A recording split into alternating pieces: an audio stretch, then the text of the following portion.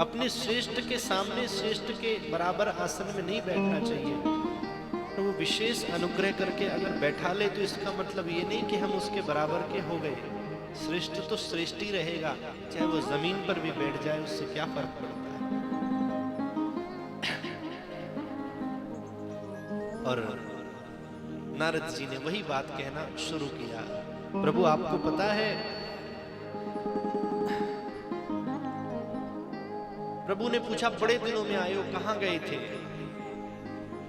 पूरी कथा बता दी कि मैंने काम क्रोध को जीत लिया, मैं सर्वश्रेष्ठ हो गया, ऐसा वैसा। थोड़ी सी प्रशंसा भगवान ने और करी।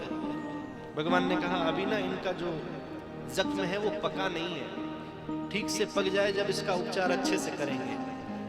बोले नारद जी आप तो ऐसे महान हो कि सिर्फ आपने ही काम क्रोध को नहीं हराया। कोई सिर्फ अगर आपका स्मरण भी कर ले तो काम उसको छू नहीं सकता, क्रोध उसको छू नहीं सकता। आपका नाम ले ले तो काम भाग जाएगा। नारद जी ने कहा इतने श्रेष्ठ हैं हम। भगवान ने कहा इतने श्रेष्ठ हो।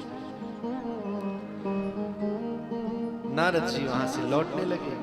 भगवान ने अपनी माया से एक नगर बनाया और उस नगर के राजा हुए शीलनिधि। शीलनिधि की पुत्री है जिनका नाम है श्रीमती। और वो इतनी सुंदर है, इतनी सुंदर है कि उनका स्वरूप देखकर पूरा विश्व मोहित हो गया और सब उनको कहने लगे विश्व मोहिनी। ये कथा उन लोगों के लिए है जिनको ये लगता है ना कि हमारे अंदर अभिमान नहीं है या कभी आएगा नहीं। नारद जी जैसा भजन, नारद जी जैसी तपस्या किसी की होगी क्या, जिनका एक क्षण भी भगवान नाम लिए बिना नहीं बीतता। लेकिन आज थोड़ी सी प्रशंसा सुनकर अभिमान हो गया। कब ये उत्पन्न हो जाए आपको नहीं पता चलेगा भैया। और लौटते समय उस नगर को देखा, आकर्षित हुए, अंदर गए, राजा मिले और राजा ने अपनी पुत्री को बुलाया और जैसे ही विश्व मोहिनी की ओर देखा, देखते ही मोह उत्पन्न हो गया। कैसा भाव आया, बस इनसे हमारा विवाह हो जाए। जो काम साक्षात कामदेव आकर नहीं कर सके वो काम अभिमान ने कर दिया। मोहित हो गए और यही सोचने लगे कि इनसे विवाह कैसे हो जाए। कन्या का भविष्य पूछा पिता ने और बताने लगे कि आपकी कन्या सर्व लक्षण युक्त है, जो इससे विवाह करेगा ना वो अमर हो जाएगा। लिखा तो ये था कि जो पहले से अमर होगा वो विवाह करेगा। उल्टा बताने लगे क्योंकि हम अमर तो हैं नहीं और करना विवाह हमें, तो अपने फायदे की बात बताइए। दूसरा गुण बताया, लिखा था कि जो युद्ध में जिसको युद्ध में कोई नहीं हरा सकता वो विवाह करेगा। नारद जी ने कहा जो विवाह कर लेगा उसे कोई हरा नहीं पाएगा। लिखा था जिसकी सेवा सारा संसार करता होगा वही विवाह कर सकता है। उल्टा सुना दिया, जो विवाह करेगा उसकी पूजा और सेवा संसार करेगा। और संसार किसकी सेवा करता है, किसकी पूजा? भगवान की। नारद जी ने कहा हमारी पूजा तो होती नहीं। उल्टा बताऊंगा तो शायद हो जाए। गोस्वामी जी वर्णन करते हैं, जो यह बरई अमर सोई होई, जो यह बरई अमर सोई होई, जो यह बरई अमर सोई होई, जो यह बरई अमर सोई होई, जो यह बरई अमर सोई होई, जो यह बरई अमर सोई होई, जो यह बरई अमर सोई होई, जो यह बरई अमर सोई होई, समर भूमि ते ही जीत न कोई, समर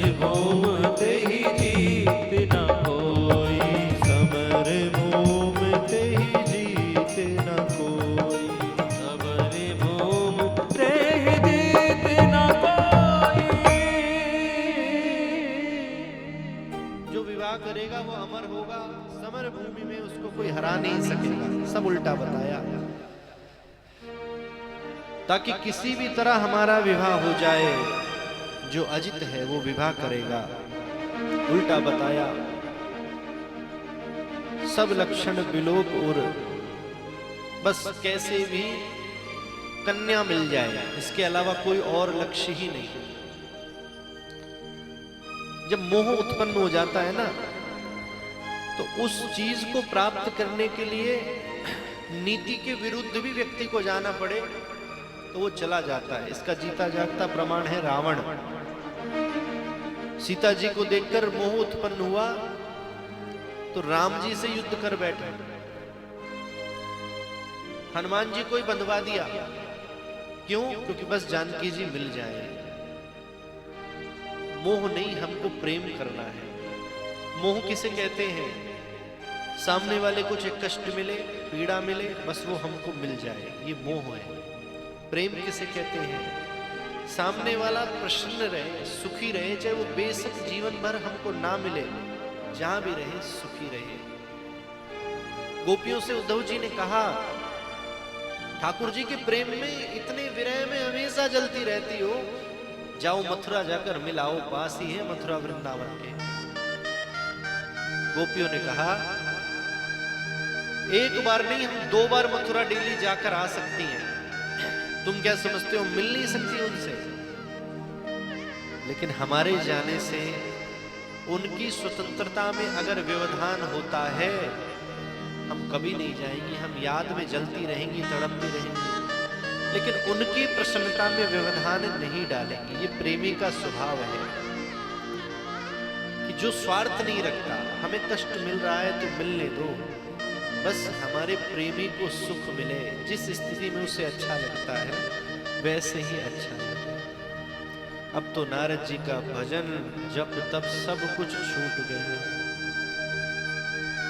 जप तप कछु ने होई तेहि काला, जप तप कछु ने होई तेहि काला। ए विधि मिलाई कवन विधि बाला, ए विधि मिलाई कवन विधि बाला। माला छूट गई, वीणा छूट गया, कीर्तन नारायण नारायण छूट गया, बस एक ही, बस विश्व मोहिनी मिल जाए, विश्व मोहिनी मिल जाए।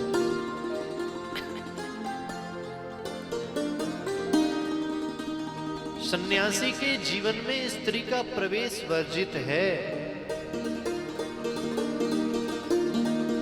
सन्यासियों के जीवन में स्त्रियों का प्रवेश होगा तो सब नष्ट हो जाएगा, भजन आदि सब समाप्त हो जाएगा।